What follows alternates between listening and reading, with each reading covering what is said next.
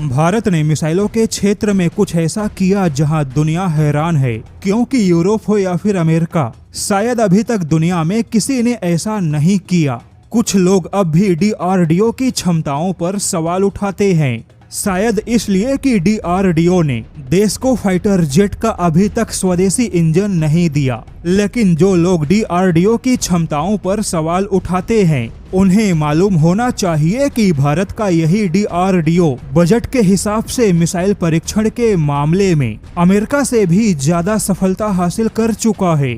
DRDO के ऊपर काम का प्रेशर बहुत ही ज्यादा है। भारत की छोटी से छोटी और बड़ी से बड़ी हर प्रकार के मिसाइल तकनीक को बनाने और उसके परीक्षण का काम अकेले DRDO ही करता है। और अब यही DRDO भारत के भविष्य के मिसाइल डिफेंस में artificial intelligence tracking and engagement control system की ओर कदम बढ़ा चुका है। जैसा कि आपको पता होगा, DRDO प्रमुख ने कहा था कि प्रोजेक्ट कुशा के तहत जो मिसाइल डिफेंस बनकर तैयार होगा वह तकनीक के मामले में S-500 से भी बेहतर है।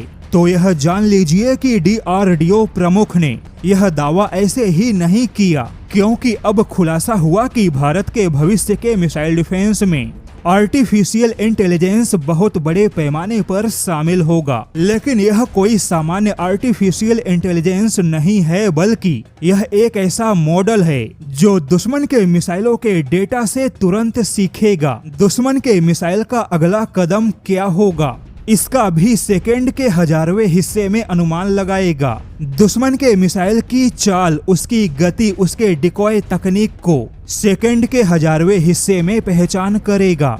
यानी कि दुश्मन के मिसाइल में जो भी विशेषता होगी या जो भी तकनीक होगी, उन सभी विशेषता, उन सभी तकनीक को हवा में ही सेकंड के 1000वें हिस्से में स्टडी करेगा। यानी कि एक प्रकार से दुश्मन की कोई भी तकनीक या कोई भी उपाय भारत के मिसाइल डिफेंस को धोखा नहीं दे सकता।